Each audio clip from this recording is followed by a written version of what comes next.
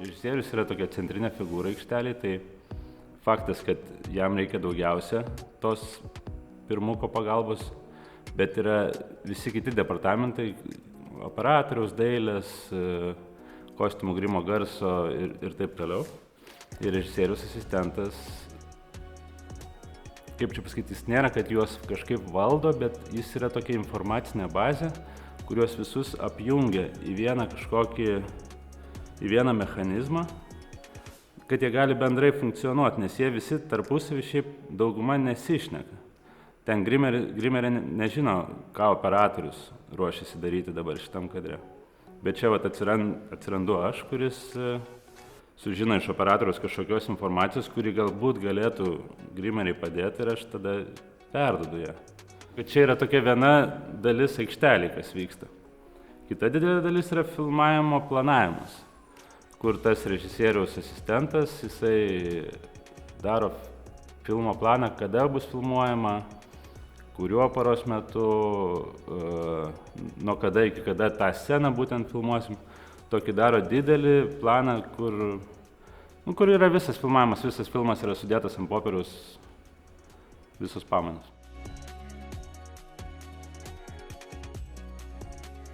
Ruošdamasis, pavyzdžiui, filmui, tai tu turi suvokti, kaip jis bus filmuojamas. Savo mintyse susidėliot. Aš manau, kad čia yra dalinai kūrybinis darbas.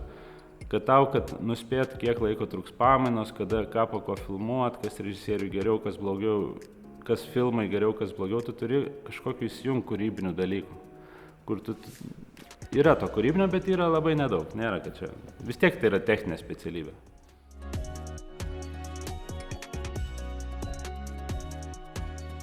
Labai aiškus procesas yra tos darbo dienos pradžios. Ateini į aikštelę, pavalgai pusryčius, pasiemi raciją, pasiemi filmavimo planą, kur būna prodiuseriai atspausdinę, bandai prisiminti, nuo ko pradėsim, pamatai laikrodį, kad jau yra tas laikas, kai reikia pradėti pamainą, pasakai per raciją, labas rytas, pradedam pamainą. Ir čia tavo darbo pradžia tokia. Ir tada žiūri, kas vyksta pagal situaciją, jau kas kaip ruošiasi, ko kam trūksta, ar visi viską žino. Ir bandai spaust pirmą kadrą po maždaug valandos. Pirmas asistentas yra toks strategas biškutį aikštelės. Jis turi numatyti priekį, būti kaip šachmatininkas, kad porą ėjimų į priekį turi numatyti, kad, pavyzdžiui, filmuojam jau kadrą, viskas gerai, bet galbūt gali kažkas jau ruoštis.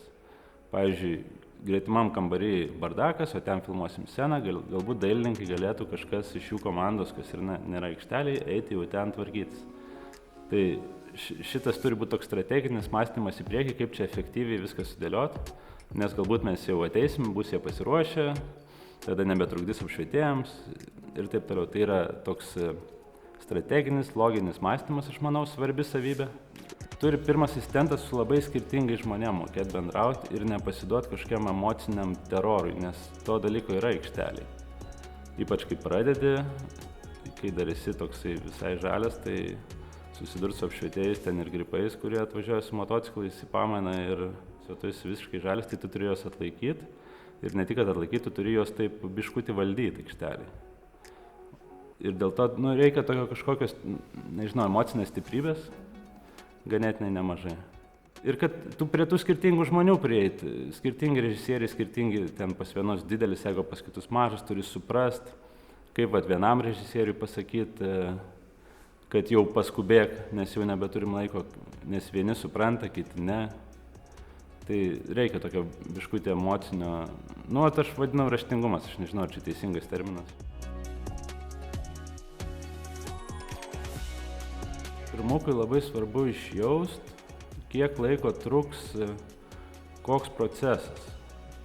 Ir labai svarbu, man atrodo, kad svarbu žinot, išgirsti, kad apšvietėjai sako, gerai, čia atsinešim 4 esteras, pakabinsim čia. Ir tu turi žinot, kas tos esteros. Ir tada žinosi, 4 esteras, šitos lempas reiškia kabins 20 minučių maks, bet turėtų greičiau.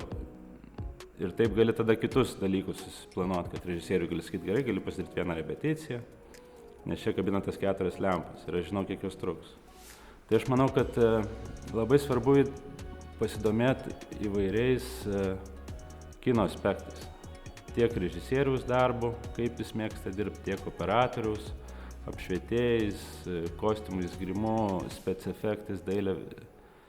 Ruošiamės kadrui, dažnai yra didelis bardakas, dailininkai kažką šneka apie savo dalykus, apšvietėjai apie savo, tada ir vyksta toks didelis chaosas ir tu su visais bandai taip kažkaip pabendrauti ir stebėti, kas ką veikia, bet turi išgirsti už nugaros, kad operatorius pasako kam nors savo ten pagrindiniam apšvietėjui, kad o gal pakeičiam čia taip.